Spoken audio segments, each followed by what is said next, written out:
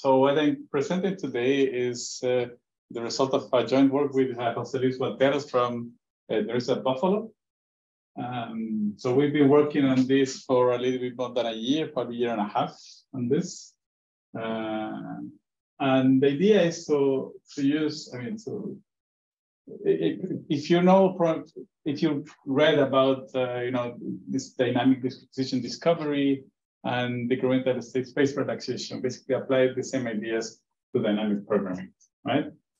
So it's a brief introduction of what we want to do is, for simplicity, we're going to assume that we want to solve a dynamic program over a state space with a number of,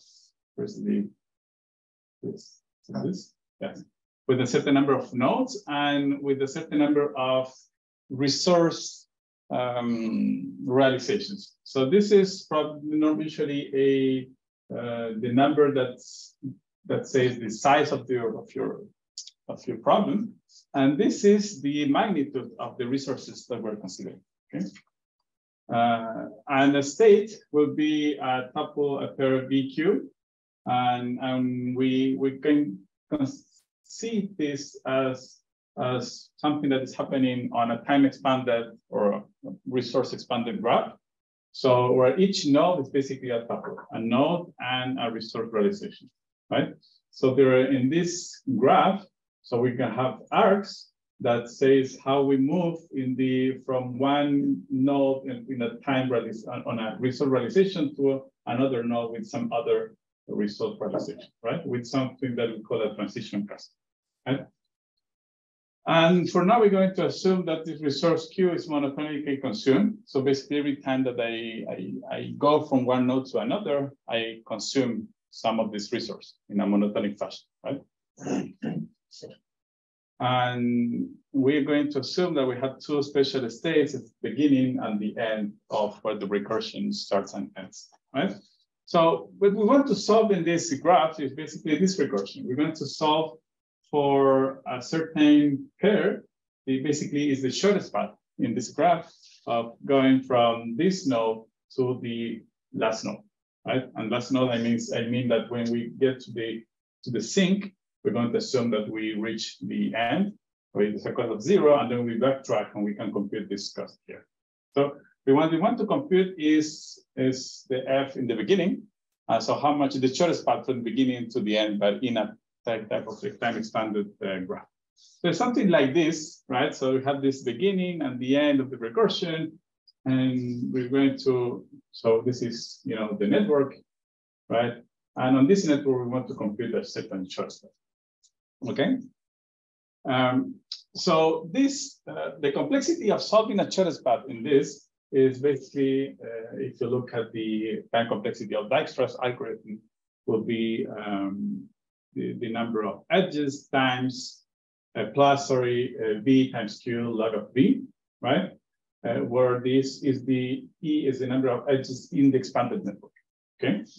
So it means that for dense networks, so if E is similar to n squared, it will be this, this complexity. So it's about v squared q squared. Right? If for sparse networks, it's simpler, but it can be still quite large. So it's governed basically by q here. So even for small problems, you have small problems with small set of items, or set V's. Right, but with large magnitudes, the time complexity of solving this shortest path in this network can be quite large. Okay. So the idea is the following. So what happens is instead of considering all the possible realizations for the set Q, we consider a partition, right?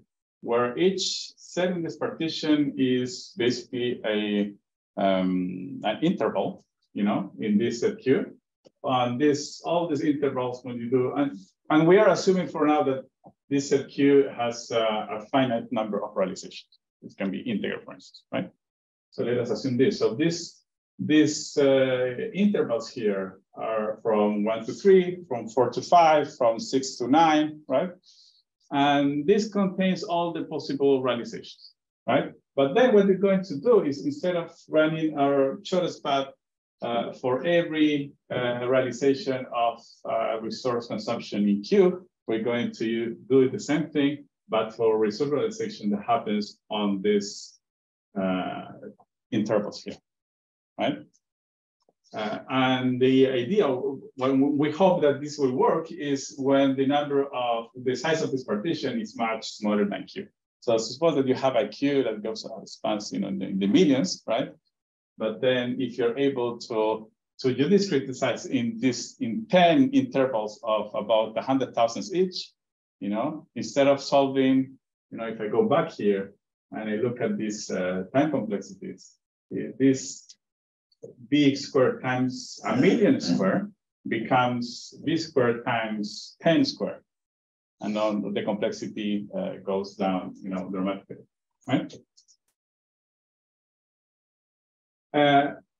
So we're going to consider what we call an optimistic expanded network. And this is similar to what we've seen in dynamic description discovery algorithms for routing, and service network design. We've seen things similar in what we call state space relaxation, right? And this optimistic expanded network, the idea is, so we're going to have now arcs. So this network is not going to be indexed by nodes and resource consumptions, but by nodes and intervals. So before we had Q and R here, but two time realizations with, between 0 and, Q. Now we have, this is intervals, right? And we're going to say that an arc exists between a node B, Ti, W, Tj, if there is some resource realization in this interval and another resource realization in this other interval, such that we have this arc here, right? And then the cost of this arc will be the minimum of all the possible arcs in the original network, right? For every possible pair of resource realization. And this can be computed offline, right? You can do this offline before running the shortest path in this network, okay? And so we can denote this ABT is a set of all the arcs in these aggregated networks, right, with a tail in BT. And basically what we end up solving, instead of doing the original dynamic programming, we solve a dynamic programming, but now when we look, we're going to do the extensions only in this restricted expanded, this reduced expanded network. No? So this basically is, the state space of this is much smaller than the state space of the original formulation, right? And as I said, the complexity basically is the same, but by replacing Q by T, right? So if Q is in the millions and T is in the hundreds, and then you get massive speedups, right? There is something that is, it is something that we realize, but we have no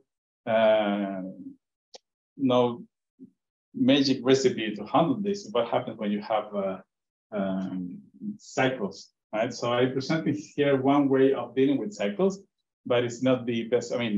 It's when you have networks with a lot of cycles or a lot of negativity, right? This can be a problem, okay? So if all the costs are positive, this relaxed BP cannot cycle. Good thing, right? But it's not always the case. If you have negative costs, this aggregated graph may have negative cycles, right? And in that case, so in the first case, you can use a type of Dijkstra's method, but in the second case, you should consider something more like a Bellman-Ford type of method with cycle detection, right? But as I say, so we have implemented this, but we have a lot of negativity. We still don't have a proper way of handling this.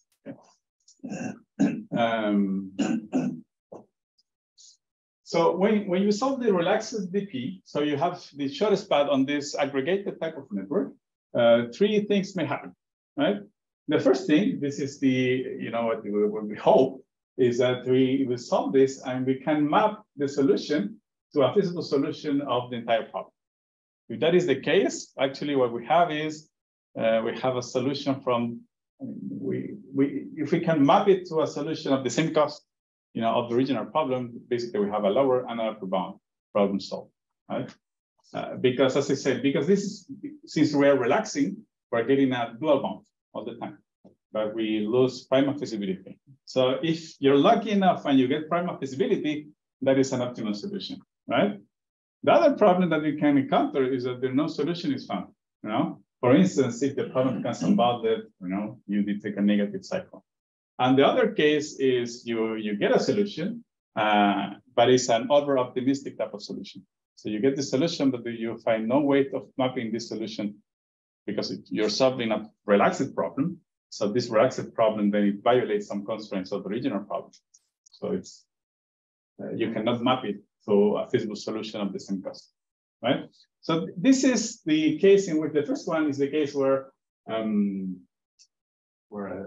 basically you solve the problem. The second case, you need to do something to prevent cycles, and the third case, it's like the second in the sense that you need to refine the problem, right, in order to be able to, this is an iterative type algorithm, basically. So in this, basically you will start like here or here, and you will have to refine, and as you refine, you will eventually go here. So because the idea is you start with a row of course type of partitioning of the resource, right? But as you go further and further, you start refining this partitioning. And in the worst case, you will refine it so much they will become only singletons. It's the original problem. So this basically is a verbal proof that these things converges. But the worst case scenario, it can take up to Q, capital Q iterations. So right. The refinement that we do is basically based on an heuristic. Basically, what you do is you solve the problem, the relaxed problem. You get a solution, an optimal solution for the relaxed problem, and then what we do is basically and this is problem dependent. So basically, you build heuristics to try to map this solution to a solution of the same cost by doing some very simple mechanics. So we have ways, and but again, this is problem dependent. But the thing is, if you are able, so in the worst case, if your solution is super bad, you will just take a lot of iterations to convert, not because you didn't convert before, but because the heuristic was so bad that it wasn't able to actually find, the optimal solution. But if your heuristic is good, in a much shorter time, you will be able to basically map a solution from the original problem to one of the, the relaxed problem to one of the original problems, right? So this is what we try to do. So the relaxation is solved exactly, right, by Dijkstra's or Bellman-Ford type method, right? But then the refinement is done in more like a heuristic fashion, and this basically runs super fast. Okay. So we try to map this relaxed solution to a full solution. If we fail, so what we do is we refine the graph by splitting the partitions. So in the beginning, for instance, if you have one partition of between 0 and 1 million, you find a super bad solution. Then in the next iteration, you will find between 0 and 500,000, and from 500,000 and 1 to 1 million. So this is the type of things that you do. Yes. Probably we have not reached there when you explain again. So this first you have this set Q. You just create arbitrarily some partitions. Let's say they must be contiguous. Yeah, continuous. As long as you cover this whole Q. Exactly. And in that and then you start you run your algorithm, and then you will create these sub partitions from this original partition, right? This is what are you trying to do? Like this, you created a partition. Yes. You will refine this partition. By refinement, you mean you will create sub partitions. Yes, exactly. So a partition. So if in the first iteration, suppose you have only one big partition from 0 to 1 million. You run your algorithm on this super fast, but the solution that it gives you is super bad, right? And this, what you do is you run an heuristic to realize that this solution, you cannot map it to a solution of the original problem. And this is problem dependent. So we have tools in the 3 examples that I will show you later. We have implemented 3 refinement procedures that will try to find a solution of the original problem. And if it fails, it will devise the way in which it's going to split. And then, so it will split this 0 to 1 million into 0, 500,000, for instance, and 500,000 and 1 to 1 million. And so in the next iterations, you have a partition not of size 1, but of size 2, right? And then you run your algorithm again. You find a solution that is a little bit better, but it's not good enough, and you keep repeating, right? And the idea is in each iteration, you will refine your intervals. So the set T will become larger and larger every time. The idea is the idea is to be conservative enough. So the increase in size of the set T remains low, very low comparable to Q. Okay, that's the best case scenario. You try to achieve optimality, right, by basically computing dynamic programs on very low, small networks. Okay. So again, let's go back to the first same picture as before. This is the original network, right? But now let us suppose that what we do is, and this is the set of, this is the dimension of the nodes, and this is the dimension of the times, let's say. So this is just an example. So suppose that what we do is you split your intervals from 1 to 3 and then from 4 to 6, right? And basically, instead of having 6 possible time realizations, you will have 2 intervals. Okay, first interval from 1 to 3, and next from 4 to 6. Right.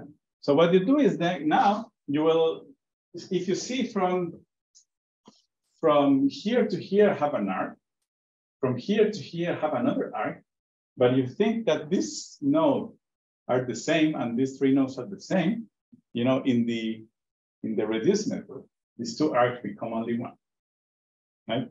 And this happens to the entire network. So basically what happens is that the network gets reduced in the number of edges that it has to consider, right? So solving the problem on this network is much faster than solving the problem on this network, right? So you do this again. So the idea is you solve this, you will find a solution, but then you will see that this solution, you cannot map it to a solution of the original problem. Which way would you put the new arcs? Or which arc would you choose? No, the dynamic program will tell you which is the optimal solution. The idea is if you have an arc that goes from one supernode to another supernode, yes, in the relaxed network, that arc will appear there. But the thing is, you have 2 arcs, this one and this one. So what will happen is that these 2 arcs will become only 1 here, right? So there is some pruning in the size of the network that is good for actually solving this by Dijkstra or Delnon 4 or whatever, right? So you solve this, you try to map the solution to a solution of the original problem. If you're lucky, good, you find the optimal solution. If you're not lucky, then you need to refine. And by refining means splitting some of this. You don't need to split in all of them, right? But you can choose which one you will split, and then you run the thing again. Worst case scenario, you will end up with 3 singletons here and 3 singletons here and 3 singletons everywhere, and you solve the original problem, right? Would you ask how to set the weights of each arc? So basically, what you do is you need to be over optimistic. Basically, you use You use this formula here. Only the minimize. For minimizing, you need to take the minimum of all possible costs, right? Yeah. So this is over optimistic, right? Again. So this is just to illustrate why it works. We have implemented, so what we're going to present now is 3 examples of this. But these 3 examples, we have implemented 2 variants of it. A label correcting method for a variant of the resource constraint charge path, and tabulation DP for 2 other problems. There's one that we call the range subset sum. There's another that is a tree partitioning problem, right? And I will show you the results, what we did. The thing is, there's something that can be done. I mean, say the theory is more or less general, but then how you implement it for one problem or another is totally different. Right? So I will discuss a little bit of how we implement it for each problem. So the first is range subset sum. In the range subset sum, we have a set of n integers, right? We are assuming both positive and negative. And you have a target interval, AB. And what you want to say, you want to see if there is a subset of n such that the sum is in this interval. Okay. The traditional subset sum problem is the one where the bounds are the same. That's the traditional subset sum problem. And this range subset problem, you are a little bit less conservative. I mean, you basically you want to see if the target is, I mean, you want to see if there's some in this target. Okay. This is a very classical problem. It's NP-hard. There's several variants of this. There are some specialized algorithms for the case where all those integers are either all negative or all positive, right? So we focus on the thing in the one where you have positive and negative, and the reason is there is no specialized algorithm for this. So we are stuck with the classical DP, and it's terrible. Right? I mean, terrible for the use case that we're trying to see. So in the traditional DP, what you do, you have this, you're trying to fill up this matrix. And this is the case of a tabulation type of DP. You're going to fill up a table of values and 2 indices. I is the index of the item, and Q is the target, right? A target value. And we have this UI here, capital UI, which is basically the set of the I first elements, right? So if you sort the elements from the first to the last, U1 is the first element, U2 is the first 2 elements, U3 is the first 3 elements, and so on. And but this is, we're going to this subset sum IQ is true if I can find a subset in UI in the first, using the first I elements, right? Such that the sum of these elements equals Q. This is the traditional DP, and there is, I mean, you can implement this, you know, it's a 10 lines Python code that you can write, and it's, right? Probably 20, yeah. Right, and you start from I equal 2, if I'm not mistaken. I mean, you start with the first, right, and then you propagate for the next, right? Here, it's an ordered list. When you say that this is UI, then when you say A. Yeah, you assume that the integers are listed in order, in a certain order. I mean, no, they're not ordered. You know, the numbers need not to be ordered. Okay.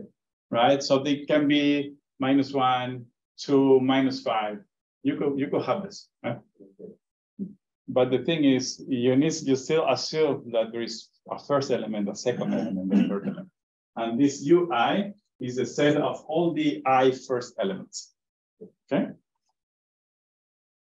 In the relaxed DP, what we do is we consider the same SSP here, but instead of being indexed in I and Q, will be indexed in for the items in this partition. So let's say you have a Q from 0, I mean from minus million to plus million, suppose, right? But then the partition contains only 100 intervals. This will be, so this SSP here is only defined for the elements in the partition. So the dimension of the first component is the same, is the number of elements, but the dimension of the second component, is the size of this set T that we said before, right? So this is much smaller in terms of, time, of space complexity than this one here, right? But then the recursion is the tricky part. It's not exactly like this. Here we have an if and only if.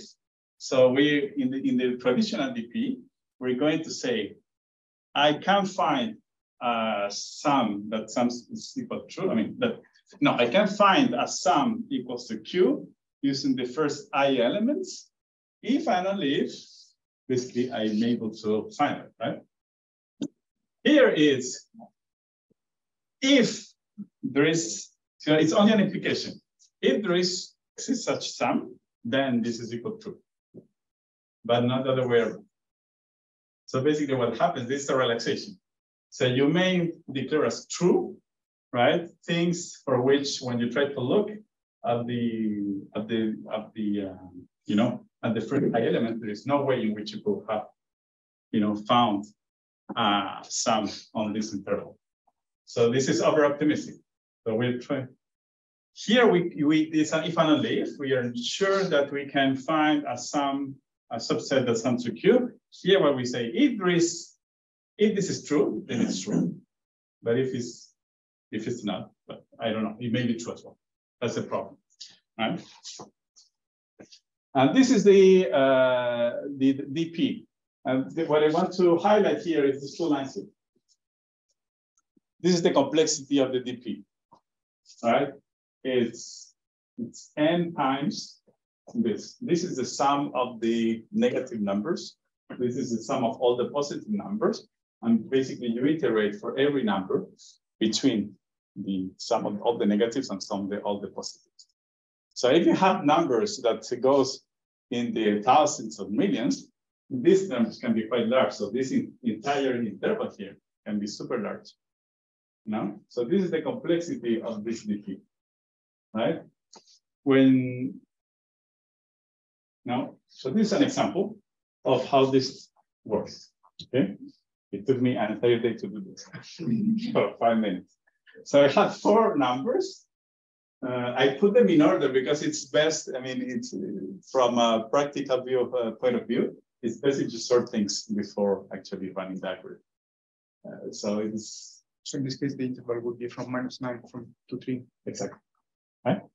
So the sum of all the negatives is -9, and the sum of all the positive is 3. And we are trying to find a sum that is exactly 0, which you will guess it's impossible, right? So you should get a false, right? We'll see. So the recursion, what it does is for the first iteration, I'm trying to find with only the first element, which are the sums that I can do. The first element is -5. So the only thing that I will be able to do with only this one element is this, right? I can only sum up to -5. The second is -4. So which are the sums that I can make? I can do -5, -4, and -9. So these are the 3, right? And this is the thing is that you use this as an input for the recursion. So then in the third, we have -5, -4, and 1. So you will have this, but in addition, you will have, if you add 1, so you have 1, you will have -8, -3. Should 1, 0 be green? How do you get to 2 - 4 from 1, 0? Yeah, how do you get to 2 - 4 from 1 - 5? Which one? So I understand this. Yes. So how do you get there from 1 - 5 in your algorithm? Are you choosing to not use sum? No, because one of the possibilities is using only the second number. Right. So by using only the second number is -4. Okay, cool. So one of your inputs is have nothing and use this number, or one of those. But anyway, sorry. No, the subset, it needs to be non-empty. Okay. So there is, you cannot, there's, otherwise it would be trivial, it would be zero. So one of the requirements is that the subset to be non-empty. So in this third, you will guess with me. So the green boxes will propagate, so right, because you can always not use the third element. So this will be true, true. But in addition, you can also use sum 1, right? To all the other sums, you see minus a as well, and minus 3. And because the 1 alone, you can also use it, you should have this one. So all this are the, the green boxes. And if you do it for the fourth time, you will see that everything becomes green except for 0. Right? So the answer is false. There is no way in which you can find a sum to 0 here. But look at the complexity of this. This is the number of nodes, n, and this is from -9 to +3. Doesn't look like much, but when you have hundreds of numbers, and the Q goes from -1 million to +3 million, it can become quite large, right?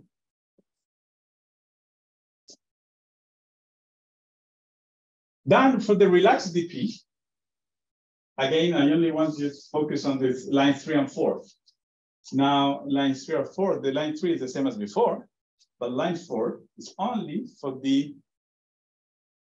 the intervals in capital gamma, right? So all of a sudden, the complexity drops dramatically, right? So same examples, same thing, but we have all these 5 intervals. So instead of having from -9 to +3, how much is that? 13? 13, huh? Including 0. So now we have 1, 2, 3, 4, 5. Right? Of course, in this silly example, if you try to code for this particular example, you will not notice the difference. But if you try to code this again for when the magnitudes are much larger, then you will see the difference. But the thing is, here, this is the gammas. The first element is, which one was it? It was -5. -5 can only fit here, right? So what you will see is the first iteration, this will turn green. This green will propagate here, right? The thing is now that we are in 2 gamma 2, right? Gamma 2 means between -6 and -4. So it's not -5 necessarily. It can be more, less. Right? So then when we try to add -4, I need to go -4, but from -6. So it goes to what, -10? But -10 is not here. Okay. Right? -5 plus -4 is -5. Both here. And then -4 plus -4 is -8. But in these 2 cases, we will drop here. So this will propagate to here only, And the fact that there's -4 alone, will propagate to here and to here, sorry. So in the second iteration, what you should see is this green, and this one will be green as well, right? And then in the third iteration, what you do is, it's a little bit involved in the sense that you need to consider all the possible resource realizations here and see from any of this, if I add 1, where could I get? 1 alone could get me here. So in the third iteration, this will turn green, right? But then 1 plus the others would be 1 plus -9 is -8. 1 plus -8 is -7 is here. But 1 plus -7 is -6. So this should turn green. This is green, green. Anything else? And -4 plus 1 will be -3.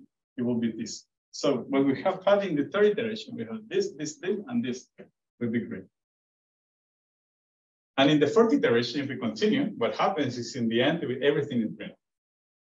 So what is the answer in this relaxed DP to my original question is true. And then the thing is it's true, but you know it's not true. So the thing is you need to now try to find a solution and map it to the original problem. And if not, you need to refine. I'm not showing you the refinement because I coded this like a year ago and didn't have time to refresh the memory how I did it. But the thing is, this refinement procedure we do is we coded it with some backtracking involved. So I'm supposed to be able to map the subset that led me to believing that this was true. But then if it's not true, I mean, if I see that there's no way it can sum up to 0, then I will refine these intervals and go on. And these are the results that we get. So we generated some random instances, right? With some moderate to very large numbers. And now you see that this is the classical DP. It's efficient for about the first 180 problems, more or less. And it takes less than 1 second, right? But for all the problems that take more than 1 second, the iterative DP is much more efficient. I mean, by a dramatic amount. So if you look at here, I mean, this is about 20 seconds. But the thing is, all the things time out after 20 seconds. I mean, the classical DP was not able to, and from here go up to more than 3,000 seconds. And this thing is, I mean, you see that for the same 20 seconds, you can solve about 700 instances. Sorry, 790 instances. So it is a massive speedup. It's the fact of doing, we start with very coarse result realization, and we start. What is the average size of these instances? The what? Average size of these instances that you're solving? About 100 numbers, I think. I have to check. I have the numbers here, but I don't remember now. But they generated using moderate to very large numbers. And among these instances, how do you have an idea for how many instances you use the refinement procedure? So I think for most of them you will use it at least once, because we start with very coarse realizations. At least once. But yes, it's like, but your refinement is quite quick. It's just the number of refinements you use. It's heuristic, so it takes nothing to run. Yeah. So the refinement is not a bottleneck. The bottleneck is solving the subset sum problem over and over and over again. Right? But from what I remember, that is kind of exponential also, actually. No, but the thing is, this is the thing. For these problems, it's about it's in the tens of times that you refine. Okay. So the problem that you end up solving to optimality remains super low. Yeah. Okay. So this is how I do the time. I'm good. Okay. 10 minutes. Okay. Yeah. 10, 15 minutes. So I will jump. This is for the shortest problem with time windows and waiting costs. You know the shortest problem with time windows? Oh, some of you? So you have a network, but you have every node has a time window in which service can occur. But with this, but then usually when you arrive earlier to a node, just wait, and you serve it at the beginning of the time window. This is a variant in which if you arrive earlier, you can do it. You need to wait, but you pay a penalty for that waiting time. And we're assuming that this waiting time is linear with the factor that's called phi. So this is the unit waiting cost, right, of having to wait at a node. Right? So the thing is, so there's labeling algorithms to solve this. In all the routing literature for Baker routing, this is a very known way of doing this. So these are labeling algorithms. We have these 4 components. actually, only the first three components are relevant for what I'm doing. The terminal node, the time at which service starts, and the current request, right? And then this is what we call the dominant rule. So you do the labeling, and you will discard labels as you go using this rule. So this rule, if you have two labels, L and L prime, and you realize that they satisfy the three conditions here, then you can discard L prime. And why? Because they are in the same terminal node. So they are basically at the same node, right? The time at which service occurs here is smaller than here. So there's a good thing in the sense that you arrive earlier. But the thing is, if you arrive too much earlier, you will have to pay a penalty, right? So, but this is the penalty doesn't offset the difference in cost between these two, right? You can still see this L is still better than L prime, right? So this is what allows you to say L is still better than L prime, just discard. You know what's the problem with this? Let us look at these two conditions here. The first one says if this L is smaller than or equal to, right? But the second one says if this is two, this is the difference between this and this is too large, right? You can, it can become problematic to satisfy the second condition. Because this difference between is this minus this is too large, then this will become large as well. Right? So in practice, what happens is that very often, so this becomes almost as it's very similar, becomes very similar to establishing this, right? And this is bad for domains, right? Right. So the thing is, how can you exploit this same type of idea, but to get rid of this problem that we have here, right? So we do the same idea. So we partition the time windows of the nodes, right? So you will consider partitions. When extending a label through an arc, we will have to consider all the departures, at this interval gamma. So this means that many extensions, maybe you will create more extensions, but what you will see, you create more extensions, but you also get much more domains. And this is how it works. This is something that we prove in the working paper that we have.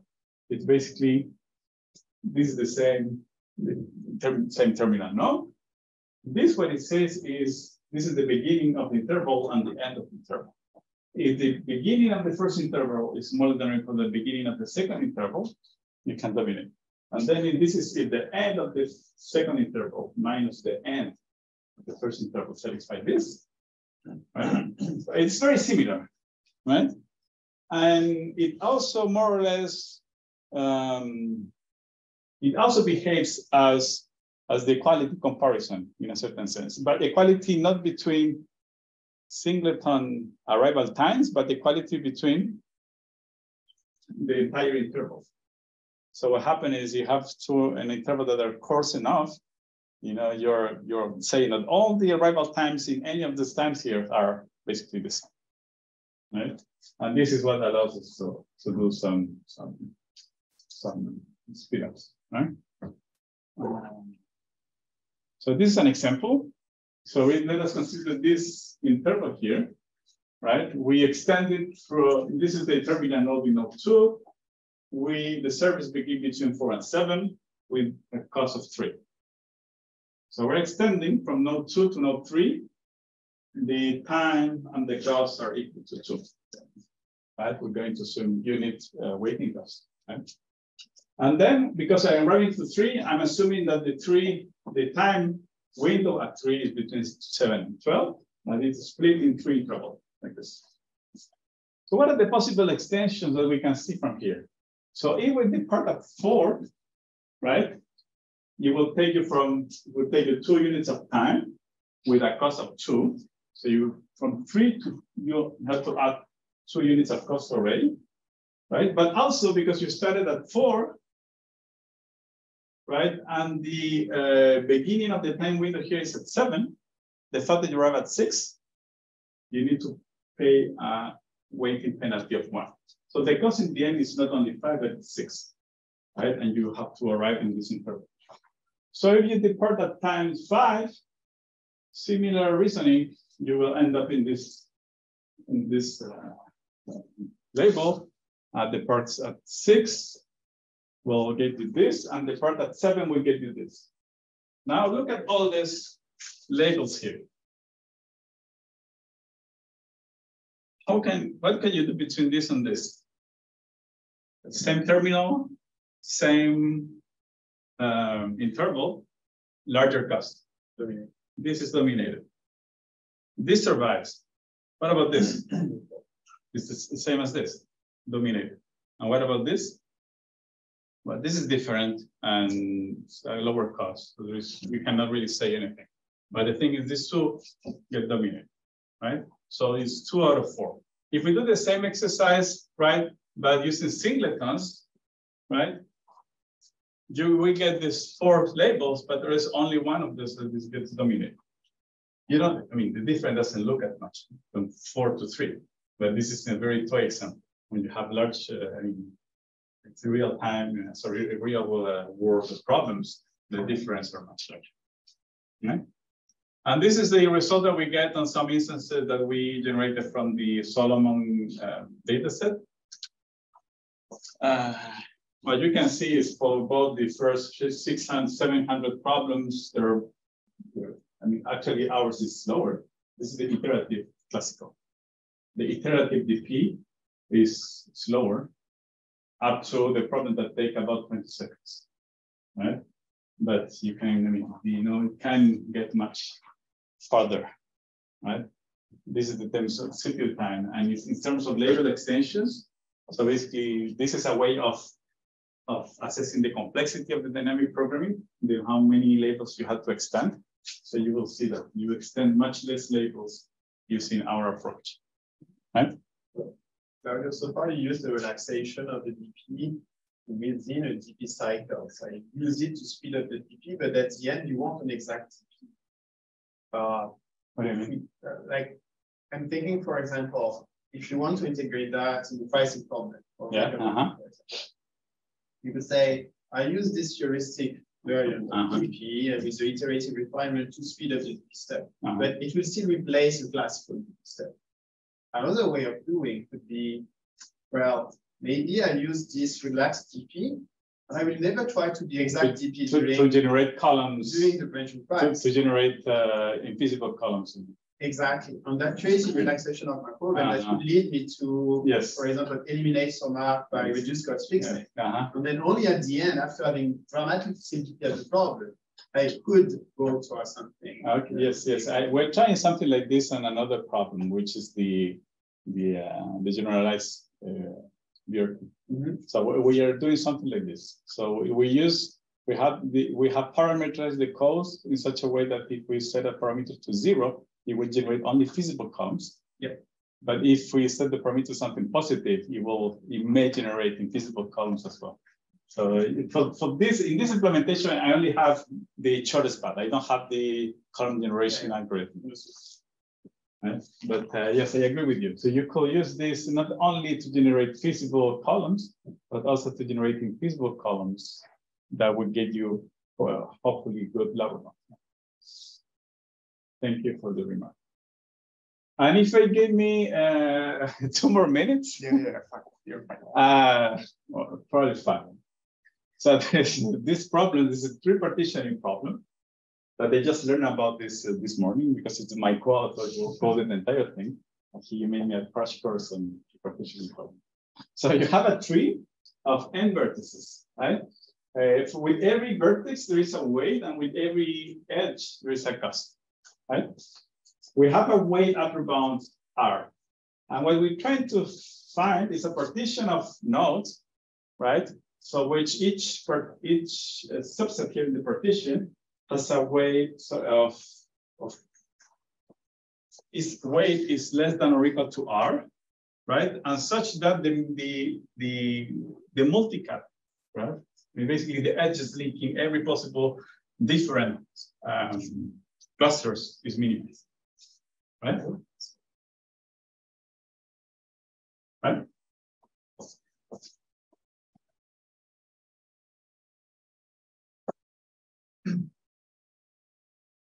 Right, so this is what we call the multicuts. It's only the edges that they cross different partitions. This is the cut of what? Here we find a lot of stuff. Yes, this is the multicut. Right? We're going to say that the partition is clean. It shifts subset. Basically, it's induces a tree. And this is, you can hear this the definition of clean partition against what we call a dirty partition.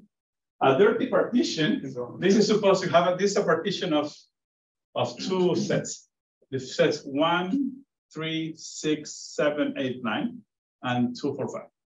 And this is a dirty partition in the sense that these things do not, the blue points do not induce a tree, right? And this is what we call a clean partition. So every subset induces a tree. And the idea is to solve the tree partitioning problem, you only need to consider clean partition, right? So a dirty partition is basically the same thing, but the thing is, it's better to think of every partition being a tree, okay? In terms of complexity, when you have unit cost of unit weights, it's usually easy, so it's polynomial solvable. But as soon as things are not unitary, it becomes pseudo-polynomial, right? And this R square is the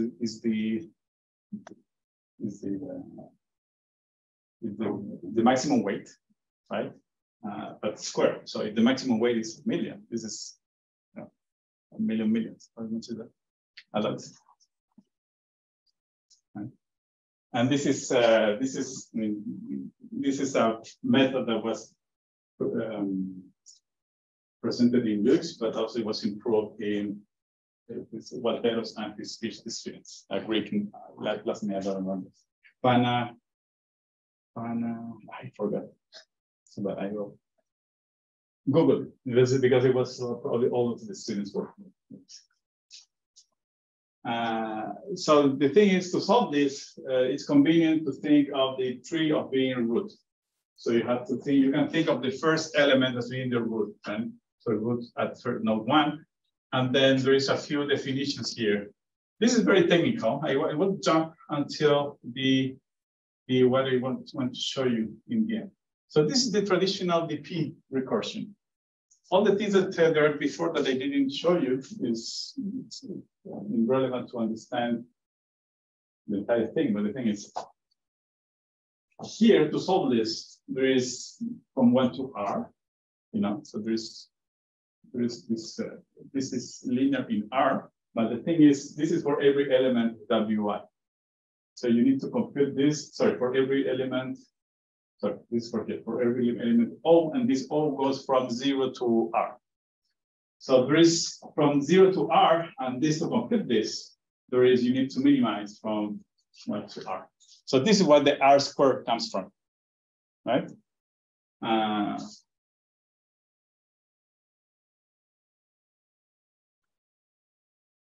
And yes, so you need to consider, you need to solve this. This is using a linear recursion, but then this for every O in this thing. Okay? And then for the relaxed DP, what we do is the weights of the nodes, we will, instead of doing from 1 to R, we're going basically to split this from 1 to something.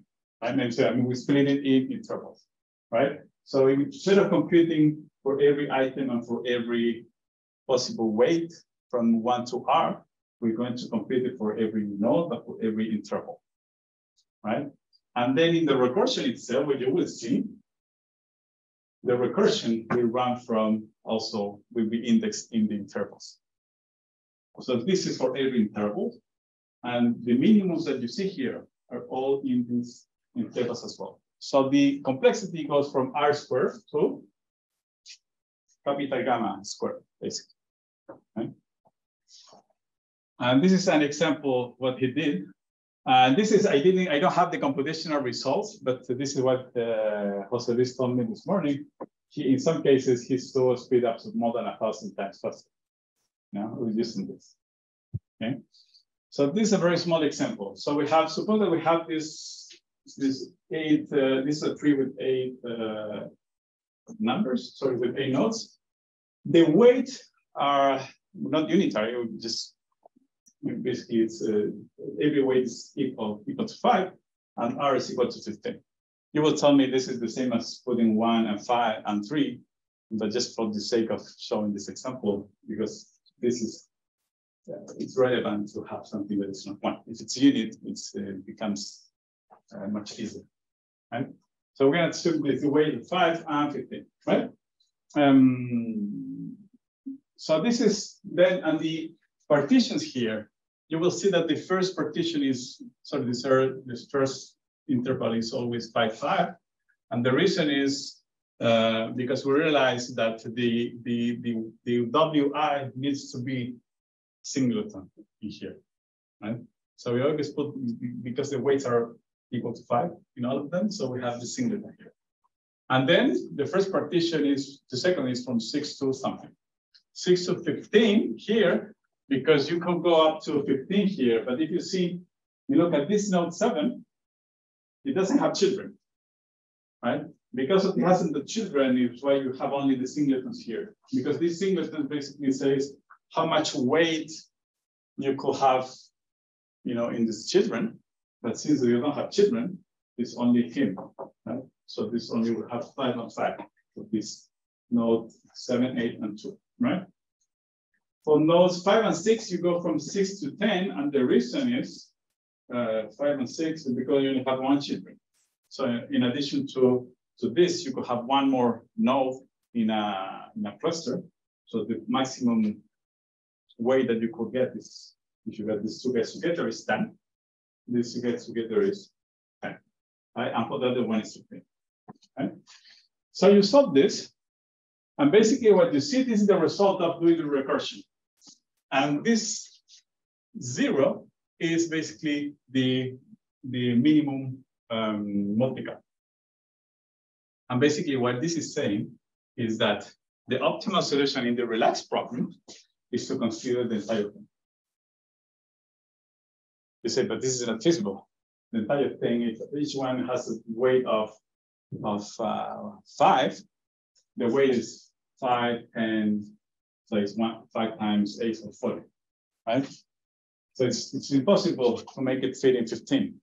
So why it's giving me this entire thing as solution? And it's because it's so rough. The partition is so rough. Then when you see here, this is 5, but then when you look at this with this, you will go up to, you will again think that these 2 things weight 5. This weighs 5, and when you add this and this, again the recursion will, will think that this 2 weighs 5. And then we put these 2 together with this, we will think that this entire thing weighs 5 or 10, or the thing is, in the end, you will think that all the things weight less than 15. So this is why the optimal solution of this relaxed problem gives you a value of 0. And it's saying, I think that all of this is 1 partition, it weighs less than 15, which is not true, and the cost is of course 0. But then as soon as you refine this, and you refine it, if you refine for node 3 and for node 4 and 5 and 6, you will do this refinement like this, and you solve again. And basically what you find is a solution of the multiplicate is 2. These 3 guys are together. 5 plus 5 plus 5 is 15. Good. These 3 guys are together, 15. And these 2 guys are together, 10. These are feasible solutions. This is optimal solution.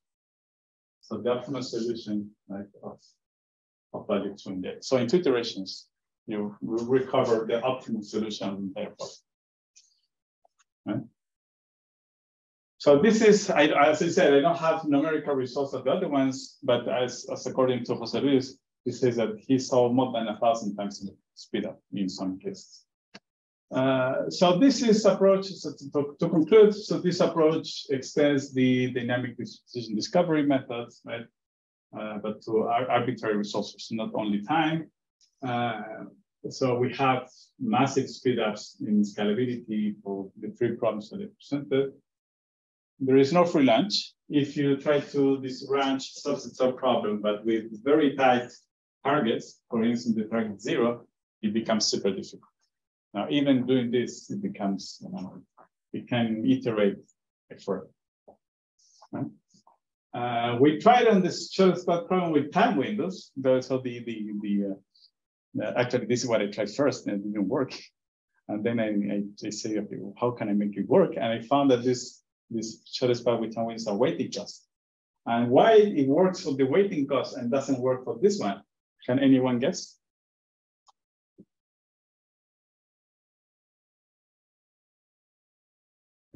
Here, the dominance, as I say, is it behaves very much like having equal time arrivals. In here, you only need a time to be less than or equal to the other one.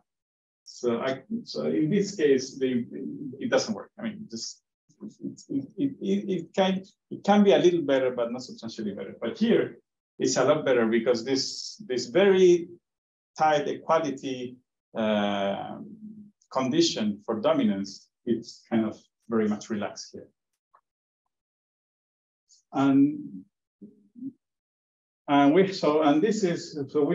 It works best on problems with little to non-negativity, but as soon as you have a lot of cycles, we still don't have a nice way of handling this. Right? So this is it, I think. Yes. Thank you.